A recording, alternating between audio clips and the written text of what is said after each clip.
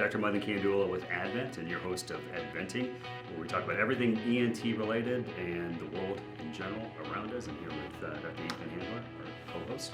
How you doing? I'm doing well. We are here, what is it, July 5th? July 6th. July 6th, I missed a day. So shortly after our country's birth. Mm-hmm. Did you happen to catch Hamilton on Disney Plus? I have not. I'll watch it. I haven't seen it. I mean, I've seen it live twice, so I'll. It's on our short-term to-do list to see. Did you watch it? You got to watch segments of it. It's 2 hours and 40 minutes long, but so the kids know all the music and they like watching the dancing and that kind of stuff. So, with the original cast, which is kind of cool. So, yeah. No, it'll be interesting to see what that is like. I enjoyed it the first couple times. I'm curious to know how many people watched it, like how many views they had in streaming. My guess is it's like astronomically high. So we'll see. Yeah, I think it's also like we've talked about this whole quarantine kind of thing and lack of options. I feel like this is, if you've got like a Michael Jordan documentary or Hamilton up your sleeve and you're a streaming service, like slap that out and just sit back and watch the eyeballs probably come to town. Which is all Disney. Yeah. All of those things. So. Yeah, it's true. Yes, they are the mouse. Mm-hmm. The mouse knows. He's all knowing. He's all powerful. He is all knowing. He cannot open his. I think he's going to open his parks. I don't know what the situation is. I thought it was gonna already. No, it was this month. I know that the NBA is going down. That's right.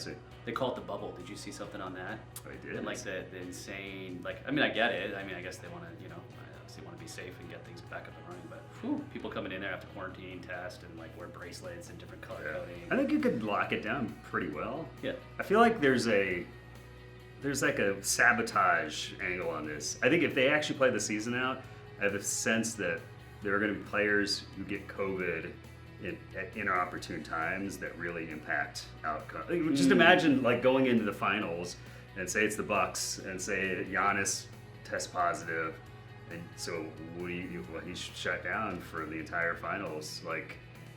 Even in your bubble, I'd say that's still possible. Just there's a whole. I mean, he could have gotten the flu previously. Other stuff could have happened, but it's just a whole other level of whatever. Unless all the players are getting phase 2 antibodies in a trial to see if they stay immune, I don't know. It's interesting. So it is interesting. We will see. But and then July 4th, any special meaning growing up? Did you hate this country, love this country? No, so actually I have very fun. Well, so I grew up, as you know, in California, but where there are crazy wildfires. And so we used to grow up and I'd have this, we lived in a cul-de-sac, and so everybody would come out on the street and, you have the board, what are the fireworks that spin, around on the nail? Yeah. So, for many, many years growing up, everybody would buy fireworks and bring them. And this was pre-California outlawing fireworks. Yeah. And I remember one particular year, it was a lot of fun, but I remember one particular year far off in the distance, you could see a fire raging on the mountain that had been started by a firework, and then all of a sudden California kind of shut down the idea of being able to buy fireworks. Because it's been up in flames every summer for the last 10 years. So, although they were rolling with it this weekend. Were they? Did you see it? No. I guess the governor banned it. I don't think it was. I would think it was more assembly versus fire related. But yeah. And I actually didn't see it. I saw a picture of it, but folks who were like, wow. And so apparently it was fireworks So basically, conceptually, the government is banning you from doing fireworks for whatever reasons. Right. They have reasons, but then the actual holiday is the celebration of revolt against government intervention, and so it's sort of an interesting juxtaposition where the government says don't do this, and on that very day you see mass displays of the American spirit. Yeah, I've always loved the holiday. My family loves it. My kids. My 4-year-old couldn't quite make it up for the fireworks. He fell asleep right before they started and then slept through them all. But gotcha. I love it. How about you? No, same stuff. Just as a kid, growing up, the home. I grew up in Ohio, so just sort of that we were. I don't know we got them somewhere. We didn't get them in Ohio, I don't think. For you, the fireworks, there was a time where they were banned. Many places, even now, I think you can get them. You can get them in Wisconsin. You can buy them here, yeah. But you can get good ones. There's some. We would go. I can't remember. We'd go to maybe Indiana and get the real stuff. Because in Ohio, you just have the sparklers and you feel like a loser. So you have to go outside your zone, get the real stuff, and then you just like the M80s. Bring Yeah. Armageddon down. Right. So, not that I did that. I would never have done that. Of course not. No. But I was witness to certain things. So, growing up in the 70s and the 80s was good. Yeah, it's amazing actually that probably didn't lose any fingers or anything else. I mean, that's always like when you're a resident and you're doing trauma call or something else. Like July 4th is always one of the busiest holidays. Oh yeah. As a surgical resident, because you're seeing all sorts of injuries. Oh yeah. That you wouldn't see otherwise, and so hospital census goes way up just from that. But yeah. Oh yeah. It's part of it's. I mean, this is probably why the governor was banning it. Was that was here? California. Oh, okay. I heard a lot of. Because it's like it's fireworks. It's basically warm weather, fireworks, alcohol, celebration. It's missing hands. The recipe for ERs to be really busy, and so I kind of get it. But yeah, I mean, every year. I mean, summer in general in residency when you're in the ER is just hopping, and then July 4th was extra hopping. So, yes. Speaking of loud sounds. Did you like that transition? That was perfect. Yeah. Speaking Great of loud segue. sound, so we heard a term today, which is the first time I've heard it. So we're gonna point it out, which is secondhand snoring. Yeah. What's secondhand snoring? It's bad for your health, man. What is it? I mean, well, if you're gonna run with the analogy of secondhand smoke, it's us. It's a person suffering from the effects of snoring who isn't actually snoring themselves. So it's their bed partner keeping them awake, them having problems, even though they don't necessarily inherently have that problem. Yeah. So. I think actually, thinking back to the 70s and 80s, I remember as a kid, that term secondhand smoke came out. That was a big deal, honestly, because I think pre that, it was like, back to the American spirit and the worldwide spirit to some extent is, I'm going to smoke and it may kill me, but I'm going to smoke. You have no say in the matter because I want to smoke. And I think that secondhand smoke kind of thing, that came out, and being a kid back then, I remember it was it resonated, and they talked about it in school, and it was kind of a, this smoking thing that is your choice is actually hurting other people, and now it's a problem, and now you need to go outside. And, I could actually almost literally kind of count backwards in time and see how things sort of evolved to now, like indoor smoking, unless it's your own house, is pretty rare. Yeah, and I remember when those policies, because that was, during my obviously lifetime, but enough to remember it. But like there was a lot of pushback against that. Sure. And there were certain states that kind of started to do it, and counties, and then all of a sudden like things started to grow. And now think about it now, it's like, could you imagine going in a restaurant, other than unless you're in Las Vegas or your casino, like if people are avidly smoking, like no, it's crazy weird that would be. Because we go like it's with like my kids, and we go. I remember as a kid on an airplane, and the back rows were smoking sections. Oh, is this that? No, so I remember that. They're the ashtrays were on the armrests, wow. and so they would back of the plane was smoking. They would put the curtains up, the magic curtains that magically kept the smoke away from everybody else. I remember smoking sections in restaurants, and then if you happen to sit in the non-smoking section, but you were next to the smoking section, same thing. Magically, the smoke never. Isn't it crazy how that never drifted over? Never drifted. Right. So it was like the miracles then. But I guess back to the snorers, I'd say, here's breaking the analogy. I'd say if you're smoking, you have a choice. Now it could be an addiction, which, so forth and so on. But at some point you had a choice of starting that or not starting that. Snorers don't have a choice. They're snoring, and it's problematic for their sleep significantly. But then the additional ripple effect here. And I got to think about. I say this, and I pause every single time I say this, but it's snoring, unlike any healthcare issue that I can think of, affects not just the person that it impacts, but those around them. I can't think of anything else that does. There might be others, but if you think about this, if somebody snores, their life is negatively impacted. Their life will be shortened over time if they don't do something about it, likely.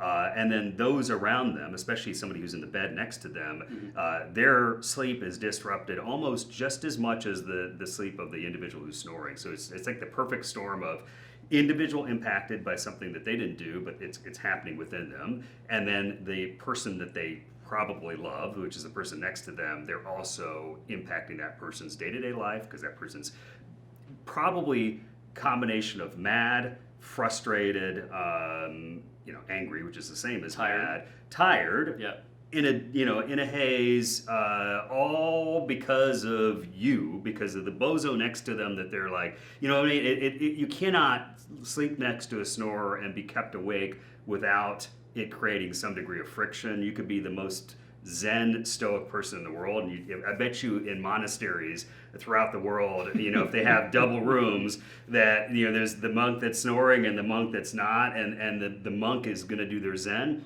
But I challenge you to out Zen a snorer, because it's like literally you're trying to sleep. You're tired, obviously. You want to go to sleep, and then the sound comes, and the sound is something that just is going to zap you, and so you can't sleep through it. And so of course you're going to be frustrated, and of course you're going to want to do something about it. But I don't know that, back to the snoring analogy, until now I don't know that society has said, hey, secondhand snorer, this is not funny. It's not good. This is a problem. If it's snoring, it's problematic because you're just not sleeping properly. Snoring, 100% of folks who have obstructive sleep apnea snore, and so if you have snoring, the person who's snoring may very well have sleep apnea, which is basically a domino effect that's going to shorten your life over time, kind of a thing. And so I think this situation where snorer is happening, that partner is annoyed, what are you going to do about it? It's a challenge, and we've been trying to work through this challenge, at Advent, trying to figure things out. We've got some ways that we think they're maybe novel ways to try to approach this, but at the end of the day, I think the simple approach is just the indisputable fact that snoring is problematic. Taking care of snoring and treating the snoring is really, really important, and it is a team sport, meaning that it's not just the snorer. You guys are on the same team, and it's one of those things where working together, working with the healthcare system, with us, for those folks who choose to see us, we can do something to both stamp out the snoring in a good way, like get rid of it. Somebody's snoring, that means their airway is closing down. That's not good. So if somebody's snoring and we can maintain their airway open when they're sleeping at night, that's good. Snorer, breathing properly, no longer snores, all of a sudden person next to them, instead of creating an enemy, you're creating somebody who's happy and back in that Zen world. Yeah, and it's very easy in that world to cast blame, and I think that we can do as much as we can to try and remove it. It's not the blame game. It's not like, hey, why can't you fix this or get better? And that person may want to help, and it affects the whole household too on top of that. So I mean, I find it spans generations. You see patients and they're like, oh, my dad used to snore like a chainsaw, and that comes up all the time. Sure, absolutely. And so it's like, really, I mean, people expect that they should because their family did, or their dad or their mom did, and there's some genetic kind of predisposition to snore or have this restful sleep. But I mean, that must be etched in their memory if they remember vividly dad or mom snoring that loud. Right? Yeah, although that reminds me, because when I was a kid, my dad snored. He's actually, he's on CPAP now, so he's getting treated, but I don't know exactly. I mean, it was past the time I was out of the house that he's on CPAP. But I would say my dad's still alive, and I'm thankful for that. But a lot of times when I'm talking to patients, it's, they come in with their snoring, they say, yeah, my dad snored, and then, it depends on how old the individual is, but oftentimes it's but my dad passed away from a heart attack when he was 50 blank, 60. Right. And then I don't go there because it's sort of impolite in the moment because we're talking about their issues, but it's the obvious question in that situation is, and the likelihood in that situation is dad or mom who snored and passed away from a heart attack or stroke in their 50s, 60s, 70s, those things are likely related. Well, and they probably had sleep apnea. That's what I'm saying. Right. Those things are, it's not two separate things. It's not one sentence, my dad snored, and another sentence, and he died of a heart attack. It's my dad snored and he died of a heart attack because he had untreated sleep apnea is probably the full paragraph there. Yep. And most people don't put those things together. Right. It gets back to the situation at hand here. What we're talking about is real, significant issues that deserve attention, and they don't deserve it tomorrow, they deserve it today. And there are real, significant things that we can do to help somebody get on the other side of that. Nobody wants to be a snorer. Nobody wants to sleep next to somebody who snores.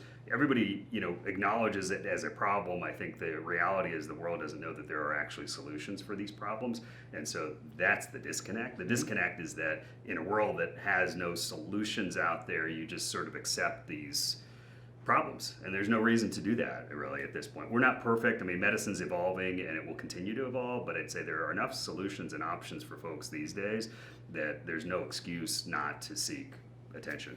Yeah, I just think that it's such a fractionated kind of process out there that patients oftentimes get lost in the fold and like get half treated and can't follow through or don't have the the bandwidth to understand what they need to do. I mean, they're looking to us and to medical care providers to kind of put them on the right pathway and get them, from point A to point B in a process that makes sense to them. And so that's where, they get lost really. And so I feel like we do a pretty solid job of at least trying to walk patients through our logic and how we approach things and say, okay, if getting over the goal line means stop snoring, feel better in the morning when you wake up, maybe wanting to lose weight. Maybe it's always been a goal, but you sleep like crap and your spouse does too. And like, okay, great. How are we going to get you over that goal line? Here's the process that we can take. Here are the pathways. Gotcha. So it's important, because otherwise patients get frustrated and just give up. Absolutely. Yeah, and we're rolling this out right now, and so we'll see how it continues to go. But one of the initiatives that we've been putting out in the world is actually allowing the second-hand snorer, the person who's next to the person who snores, to take action on their own. Because usually the action, until we kind of put this program together, the only option for the second-hand snorer to take action was to try to convince the snorer to go do something. Now the snorer is asleep. They might not even know that they're snoring, and denial is very, very common in that situation. So with what we're trying to do, and we're going to see how this works, is really literally if somebody is next to a snorer, that person, so this not the snorer, but the person next to them, can actually set up an appointment for us to talk about the issues, to basically try to get some intel on. Obviously it's a problem. Is this a problem that is likely? Is it sleep apnea, not sleep apnea?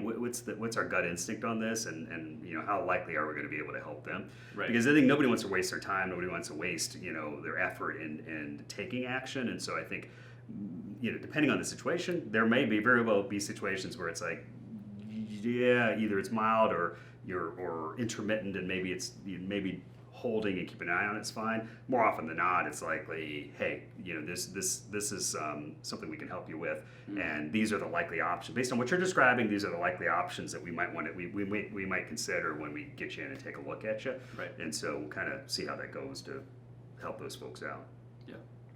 So we'll see. So we just, like I said, that one just launching, and so we'll kind of see how that takes off. Again, back to, we got a few different initiatives that we're trying to move forward, and at the end of the day, it's really trying to increase awareness on the issues that we treat. And these issues, they need awareness. We can impact them, we can help them, but you need to know that it's a problem. You need to know that there are solutions, and you need to have a viable door to walk through to get those solutions. Yeah, it's removing, again, it's removing the feeling of blame or resentment and trying to educate. People, spouses, and again, because we have seen plenty of those kinds of arguments between spouses that happen in real time, sometimes in the office, in front of your own eyes, and you want to try to remove that as much as you can and say, hey, look, if so and so has a problem, this is how we're going to address it. But getting the secondhand snorer to kind of, I'm sure that they would have for years told husband or wife, you snore, and they go like, I don't snore, or you snore. Kind of thing. And then that's kind of the end of the conversation, and nothing ever changes. Right. And so it's giving another avenue to try to have a independent set of eyes and ears, kind of listen and educate. Sure. So after we help and treat somebody snoring, they probably feel resilient. Is that your word of the day? I snuck that backwards. That was my backwards. I took your shout out and I snuck it in a segue. Yes. The shout out, my word of the day is resiliency, because I think that, whether it's talking about our conditions or the current state of the world or the United States or anything else, that as an individual, as a community, as a society, that's an important word right now, is that we will bounce back in any way, shape, and form. And it applies to, hey, if you feel like your life has been in a fog and you haven't been sleeping well, you can be resilient. That's the way to do it. So. Yeah, I like that word. You can, and it to be a fact. Someday we will no longer be resilient, each individual. Yeah, I'm not challenging the concept. I'm just kind of going a different direction. I'm saying I think there's I've said this before. I think, but there's a concept called memento mori, which is that each of us will die. And so on the flip side, it's sort of, you could view that as counter to resiliency, but I view it as the exact same thing. And I think when you think about resiliency, you think about humanity over time, and you think about, you know, your ancestors and my ancestors, and in this country, the greatest country that has ever existed, in my opinion, our forefathers and foremothers, and what has allowed us to be in the position that we are right now, is the reality that we as individuals are flawed. We as societies, therefore, built by individuals, are flawed.